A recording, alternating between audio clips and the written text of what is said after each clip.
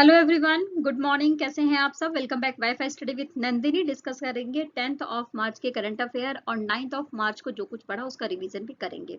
तो आइए चलिए स्टार्ट करते हैं फटाफट। सबसे पहले डेज के बारे में चर्चा करेंगे। तो सबसे पहले हम बात करेंगे अंतर्राष्ट्रीय स्तर पर महिला न्यायाधीश दिवस मनाया जाता है, यानी कि इंटरनेशनल डे ऑफ वुमेन्स जजेस 10th ऑफ मार्च को मनाया जाता है। जो संयुक्त राष्ट्र महासभा के द्वारा महिलाओं की को लैंगिक समानता देने के लिए, महिलाओं की स्थिति को सुधारने के लिए सतत विकास लक्ष्य निर्धारित किया गया है, जिसमें से एक ये भी है कि महिलाओं को, पूरी दुनिया में जितनी भी महिलाएं हैं उनको क्या मिले, न्याय मिले, जस्टिस मिले। तो इस वजह से ही अंतर्राष्ट्रीय महिला न्यायाधीश दिवस मनाया जाता है, जिसके पीछे का मोटिव ये है कि ज्यादा से ज्यादा महिलाएं न्यायालय के फील्ड में काम करें, न्याय के फील्ड में काम करें और ज्यादा से ज्यादा महिलाओं तक जो न्याय की प्रक्रिया है वो पहुंच सके। बात करेंगे जोया अख्तर और अस्मा खां के बारे में। जोया अख्तर कौन है? तो फिल्म लेखक है और साथ में ही फिल्म निर्माता है। अस्मा खान कौन है? तो एक ये शेफ है। यानी कि इन दोनों को भारतीय छात्रों की उपलब्धियों के लिए, उनको मान्यता प्रदान करने के लिए कौन सा सम्मान दिया गया, यहाँ पर पूछा जा रहा है।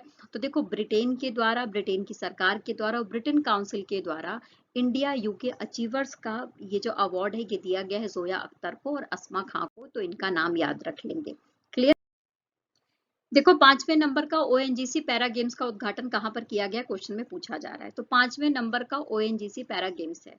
तो यानी कि पहली बार इसको कब स्टार्ट किया गया था, फर्स्ट क्वेश्चन ये बन जाता है। तो 2017 में इसकी स्टार्टिंग कर दी गई थी भारत में, ओएनजीसी पैरा गेम्स। इस बात को ध्यान में रख लेंगे। और 5वां संस्करण इसका उद्घाटन किया गया है नई दिल्ली में। और हमारे देश में जो शहरी विकास मंत्री हैं हरदीप सिंह पुरी जी, पेट्रोलियम मंत्री भी हैं, उनके द्वारा 5वें नंबर के ओएनजीसी पैरा गेम्स का उद्घाटन किया गया है। इस बात को ध्यान में रख लेंगे। 2023 में 111 पदक जीते गए थे जब पैरा गेम्स खेले गए थे, तो इस बात को भी ध्यान में रख लेंगे। और इस पैरा गेम्स में, यानी कि 5वें नंबर का जो ओएनजीसी पैरा गेम्स हो रहा है, इसमें 371 एथलीट भाग ले रहे हैं। क्लियर? आइए नेक्स्ट बात कर लेते हैं। भारत ने किस भागीदार के साथ संयुक्त अभ्यास सी डिफेंडर्स 2024 आयोजित किया है? तो देखो, सी डिफेंडर्स 2024 का जो ये अभ्यास है ये किया जा रहा है भारत और अमेरिका के बीच में। तो जरूर याद रख लेंगे भारत और अमेरिका का नाम। 2024 भारत और अमेरिका के बीच में किया जा रहा है। 9 और 10 मार्च को ये चला है। क्लियर? आइए नेक्स्ट बात कर लेते हैं। भारतीय सशस्त्र बल द्वारा भारत शक्ति अभ्यास का आयोजन कहाँ पर किया गया है? तो देखो, जो हमारा भारत सशस्त्र बल है उसके द्वारा भारत शक्ति अभ्यास का आयोजन किया गया है राजस्थान के जैसलमेर में। अच्छा, ये भारत शक्ति अभ्यास, इसका जैसा कि नाम है, तो इसमें भारत की जो तीनों सेनाएं हैं हमारे देश की, वायुसेना, थल सेना और जल सेना, इन्होंने क्या करा है, भाग लिया है। और इसमें भारत के द्वारा बनाए गए जितने भी रक्षा से संबंधित शस्त्र हैं, अस्त्र हैं, जो भी टेक्नोलॉजी है, उसका प्रदर्शन किया गया है। और इसके लिए प्रधानमंत्री मोदी भी 12 मार्च को पोखरण गए थे दौरा करने के लिए भारत शक्ति अभ्यास का। क्लियर? आइए नेक्स्ट बात कर लेते हैं। सैप भारतीय उपमहाद्वीप का अध्यक्ष और प्रबंध निदेशक किसे नियुक्त किया गया है? सैप क्या है, पहले तो ये क्वेश्चन आता है। तो जर्मन टेक्नोलॉजी से संबंधित एक कंपनी है।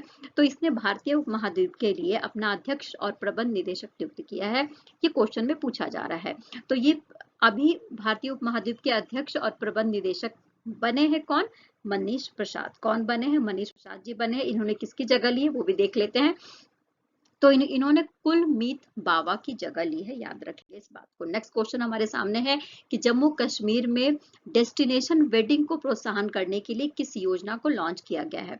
तो देखो, जब श्रीनगर की यात्रा पर गए थे, श्रीनगर में जब रैली निकाली गई थी भारतीय जनता पार्टी के द्वारा, प्रधानमंत्री जी रैली कर रहे थे, उस समय वेड in India, Wade in India की जो स्कीम है उसको लेकर आया गया था जम्मू कश्मीर में डेस्टिनेशन वेडिंग के लिए। इसके पीछे का मोटिव क्या है?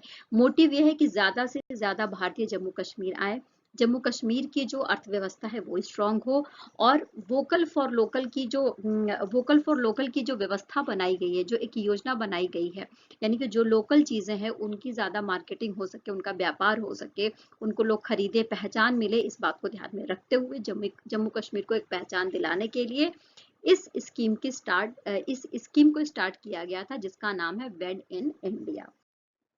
देखिए, प्रश्न संख्या 7 क्या कह रहा है कि अंतरराष्ट्रीय सौर गठबंधन के 97वें नंबर के सदस्य के रूप में कौन शामिल हुआ है?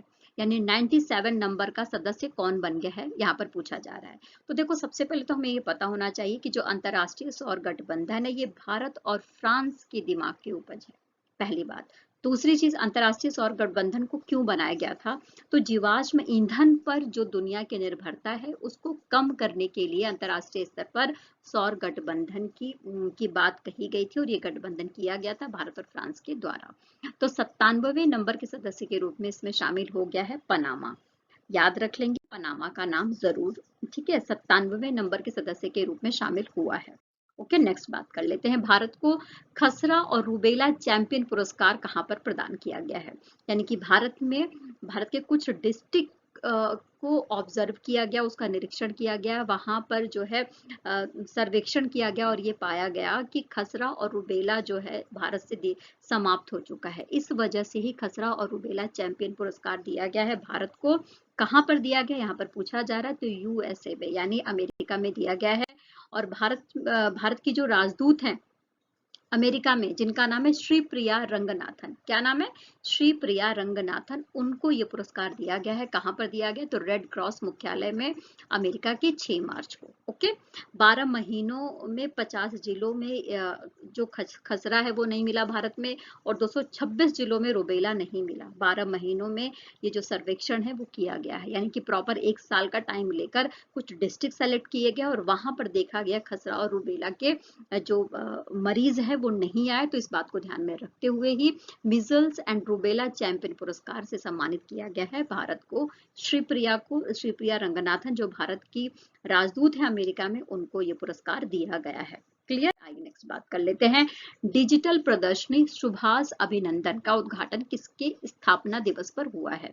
तो सबसे पहले जैसा कि नाम में सुभाष आ रहा है, तो यहाँ पर सुभाष चंद्र बोस से इसको रिलेट करके देखेंगे।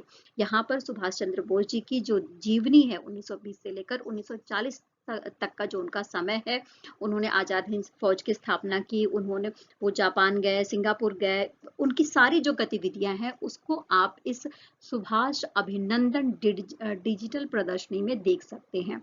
अच्छा, ये किसकी स्थापना दिवस पर इसकी शुरुआत करी गई है, तो याद रख लेंगे भारतीय राष्ट्रीय अभिलेखागार के स्थापना दिवस पर इसको स्टार्ट किया गया है। किसके द्वारा किया गया है, तो 11 मार्च को किया गया, नई दिल्ली में किया गया है। और हमारे देश के जो संसदीय कार्य और संस्कृति राज्य मंत्री हैं अर्जुन राम मेघवाल, उनके द्वारा इस प्रदर्शनी का उद्घाटन किया गया है। राष्ट्रीय अभिलेखागार का 134वें नंबर का स्थापना दिवस था, यानी 134वें नंबर का फाउंडेशन डे था, उसके अवसर पर ऐसा किया गया है, याद रखेंगे इस बात को।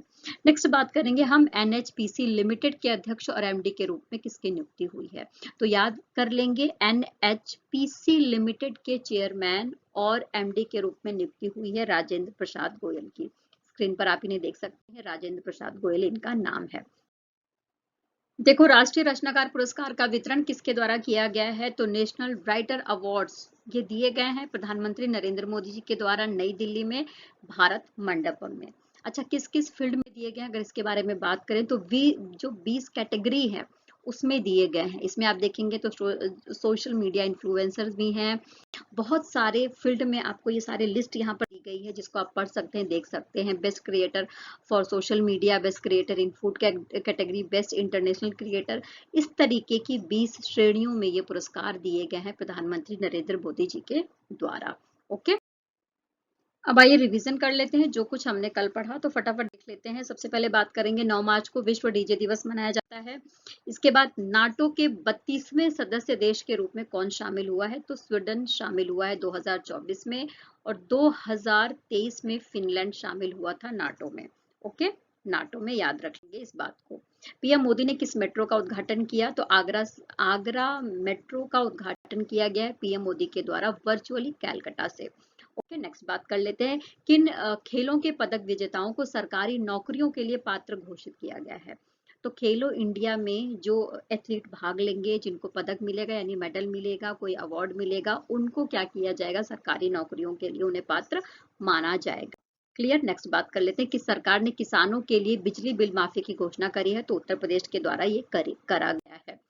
दुनिया का सबसे बड़ा साहित्य उत्सव जिसका नाम है साहित्योत्सव किसका वार्षिक उत्सव है? तो देखो, राष्ट्रीय साहित्य अकादमी, यानी कि जो भारत का राष्ट्रीय साहित्य अकादमी है, उसका ये साहित्य उत्सव है जो वार्षिक उत्सव है, और दुनिया का सबसे बड़ा साहित्य का उत्सव इसे माना जाता है। इस बात को ध्यान में रख लेंगे। भारत की पहली ड्राइवरलेस मेट्रो ट्रेन की शुरुआत करी गई है। कहाँ पर करी गई है पूछा जा रहा है, तो बेंगलुरु में इसकी स्टार्टिंग करी गई है। ओके।